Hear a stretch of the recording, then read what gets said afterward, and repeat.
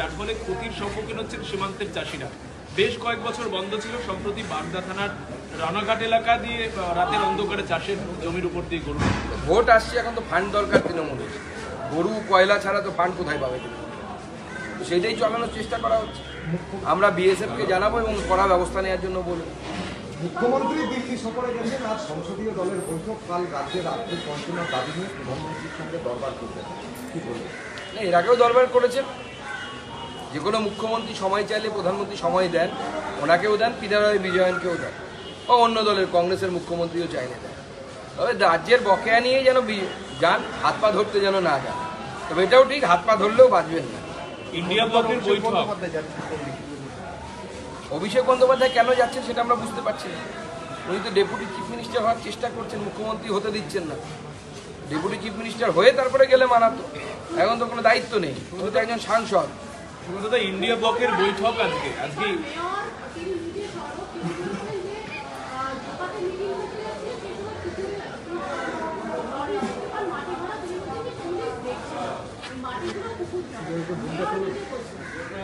দেখুন, মেয়রের ঘুম অনেক দেরিতে ভেঙেছে।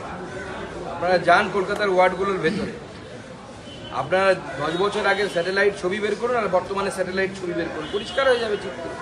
সব জায়গায় জলাভূমি বন্ধ হয়েছে, শুধু কলকাতা নয়, আপনি কলকাতার বাইরে যান, যে কোনো জায়গায় দেখবেন জলাভূমি ভরাট করে সেখানে বিল্ডিং তৈরি হচ্ছে, আর তৃণমূল কংগ্রেসের নেতারা সেখান থেকে কাটমানি কামাচ্ছে। ইন্ডিয়া ব্লকের গুরুত্বপূর্ণ বৈঠক আজকে, ইন্ডিয়া ব্লকের আজকে গুরুত্বপূর্ণ বৈঠক সিট শেয়ারিং নিয়ে। বারবার যেটা তৃণমূল দাবি করছে যে meetings should be result oriented and with objective স্টেটের বিচারে, এটা নিয়ে আপনাদের কি বক্তব্য? এই যে একটা দেখুন, আমাদের ওনারা কি বৈঠক করবেন, কি সিট শেয়ারিং করবেন, এই বিষয়ে আমাদের কোনো মাথা ব্যথা নেই।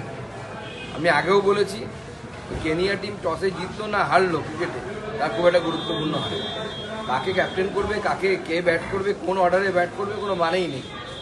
মমতা বন্দ্যোপাধ্যায়ের সাথে লালু প্রসাদ যাদবের দলের জোট হলে পরে না মমতা বন্দ্যোপাধ্যায়ের একটা ভোট এখানে পারবে, না লালু প্রসাদের একটা ভোট বিহারে পাবে।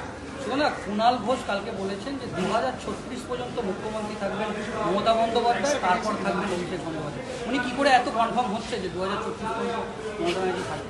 ব্যালেন্স করার জন্য বলছেন। এতদিন ভাইপোর হয়ে ব্যাটিং করছিলেন, বুঝতে পারছেন যে দিদি আবার শক্তিশালী হচ্ছে, তাই দিদির দিকে একটু ঝরে গেলেন।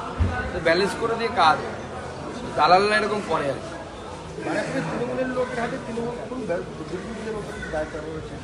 ও সব জায়গাতে খুনোখুনি হবে। এখন যত সময় এগিয়ে আসবে, পতনের সময় এগিয়ে আসছে, খুনোখুনি আরো বাড়বে, টাকার ভাগ নিয়ে মারামারি সব জায়গাতে চলছে। সেই জন্য আমি বলি, বাড়ির লোককে তৃণমূল করতে দেবে না, অন্তত পক্ষে জীবনটা বাঁচবে। আচ্ছা, এই লাস্ট প্রশ্ন, যে জুতাপাটের যে কর্মসূচি হবে, তাদের পক্ষ থেকে, সাধু সন্তদের পক্ষ থেকে মুখ্যমন্ত্রী মমতা বন্দ্যোপাধ্যায় থেকে সময় চাওয়া হয়েছিল, তাকে অলরেডি আমন্ত্রণ, কিন্তু নবান্নে তাদের কোনোভাবেই সময় দেওয়া হচ্ছে না যে তারা যে দেখা করছে। এবার একটা কমিটির ব্যাপার, তারা বুঝবে তারা কি করবে না করবে। তবে মাননীয় প্রধানমন্ত্রী আসবেন, আমাদের কাছে এই খবর আছে, এবং মাননীয় প্রধানমন্ত্রী লক্ষাধিক মানুষ গীতা পাঠ করছে। লাস্ট যে কোনো একজন।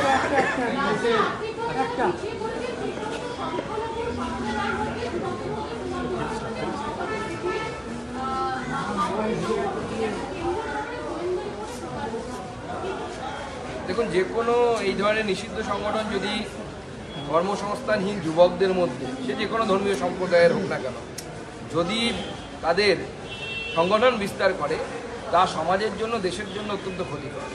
তো আমার মনে হয় রাজ্য সরকারকে সচেষ্ট হওয়া উচিত, এবং রাজ্যে যেভাবে কর্মসংস্থানহীনতা চলছে, মানুষ 2000 টাকার কন্ট্রাকচুয়াল কাজ করতে বাধ্য হচ্ছে, 2000, 3000 ছোটো ছোটো শহরগুলোতে গিয়ে দেখবেন, প্রান্তিক জেলাগুলোতে, এবং তার জন্য মারপিট করছে পর্যন্ত।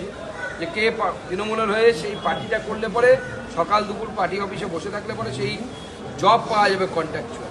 এই জায়গায় রাজ্যের পরিস্থিতি পৌঁছে গেছে। মানুষের হাতে ক্রয় ক্ষমতা নেই, ক্রয় ক্ষমতা কমে যাচ্ছে দিন, এবং মানুষ পরিযায়ী শ্রমিক হয়ে অন্য রাজ্যে যাচ্ছে। পশ্চিমবঙ্গের এর হাত থেকে মুক্তি প্রয়োজন। মুখ্যমন্ত্রী প্রতি বছর যেমন দেবী দুর্গার চোখ এঁকে পুজো উদ্বোধন করেন, আমরা দেখতে চাই মুখ্যমন্ত্রী কোনো শিল্প কারখানার ফিতে কেটে উদ্বোধন করছে। পুজো উদ্বোধন কয়েক বছর না হয় প্রয়োজনে বন্ধ রাখুন, কারখানার ফিতে কাটুন।